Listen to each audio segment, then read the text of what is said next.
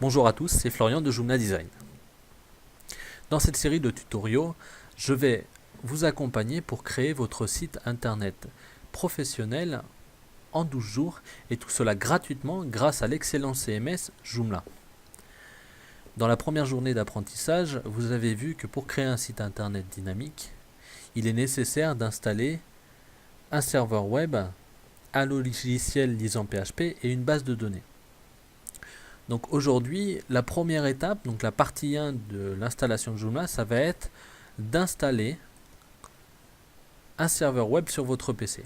Donc pour cela, nous avons un logiciel qui va s'occuper de tout pour nous. Et ce logiciel, c'est WAMP Server. WAMP Server va installer sur votre PC un serveur web qui s'appellera Apache, un logiciel pour lire PHP, donc la dernière version de PHP, et une base de données MySQL. Donc je vous rassure, votre ordinateur pourra vous servir comme aujourd'hui à d'autres choses, mais vous aurez installé un package de services, on appelle ça, qui permettront d'installer aussi des sites internet dynamiques sur votre ordinateur. On dira alors que vous travaillez sur un environnement de test qui vous permettra de paramétrer un site internet avant de le mettre en ligne, donc avant de l'envoyer sur un environnement de production. Donc je vous invite à vous rendre sur le site internet et à ouvrir la deuxième journée d'apprentissage, l'installation de Joomla sur son PC, partie 1. Ce tutoriel écrit est un très bon complément à la vidéo, donc je vous invite à le lire. Vous y trouverez plus d'informations que dans la vidéo, ou du moins plus de détails. Moi je vais directement me rendre sur le lien de téléchargement de WAMP Server. Ce lien va directement mener sur le site officiel de WAMP Server. Donc on voit tout de suite que WAMP Server est une plateforme de développement web sous Windows permettant la création d'applications web dynamiques à l'aide du serveur Apache, du langage de script PHP et d'une base de données MySQL. Donc c'est ce qu'on a vu dans la première version, ou du moins dans la première journée d'apprentissage. Je me rends sur la page de téléchargement et ici vous voyez qu'il existe plusieurs versions de WAMP Server. Finalement c'est savoir si vous travaillez sur une version de Windows en 32 bits ou en 64 bits. Donc soit vous le savez, soit vous utilisez le formulaire de contact de notre site internet et je vous répondrai et on verra ensemble comment trouver la version de votre Windows. Moi aujourd'hui je travaille sur une version de Windows 64 bits, donc je vais télécharger une des versions 64 bits de Windows. Habituellement je travaille sur la 64 bits PHP 5.3 ou la version Apache 2.4. Je vais télécharger celle du tutoriel. Lorsque je clique sur cet onglet, j'arrive sur une page de téléchargement en blanc avec un formulaire de contact. Donc là, c'est pour avoir les informations des évolutions de votre version de WAMP Server. Donc libre à vous de remplir ou pas ce formulaire.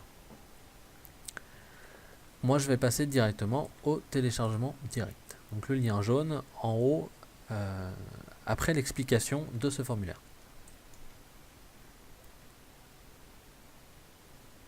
J'arrive sur une page de téléchargement, j'attends quelques secondes et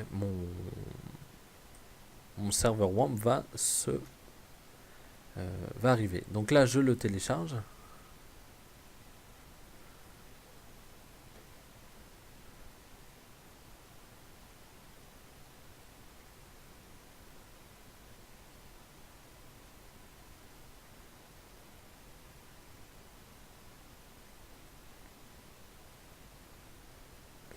Et une fois le téléchargement terminé, je double-clique pour lancer l'installation de WAMP Server.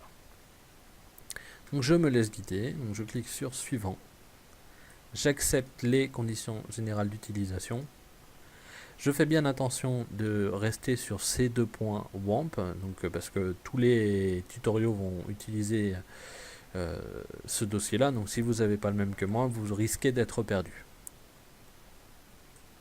vous avez besoin de 265,8 MO pour installer WAMP Server. Je clique sur suivant et j'installe.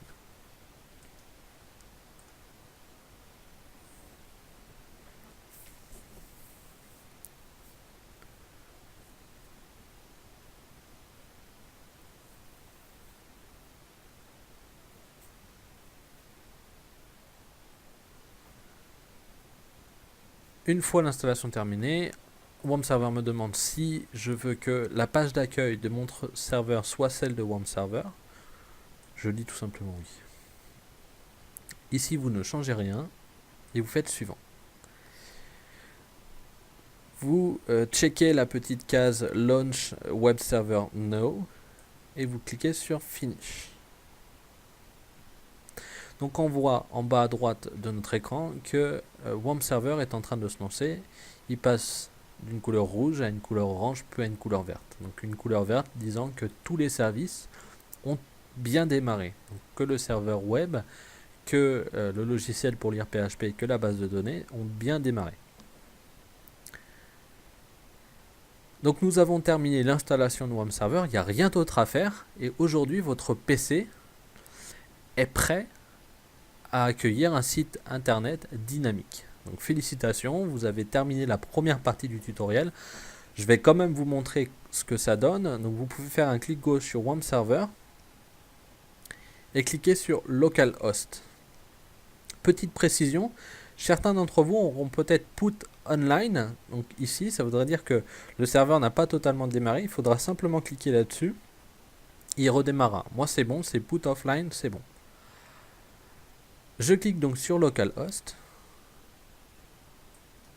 Bon, ça c'est mon Mozilla qui ne fonctionne pas. Et j'arrive bien sur une page d'accueil de serveur WAMP Server.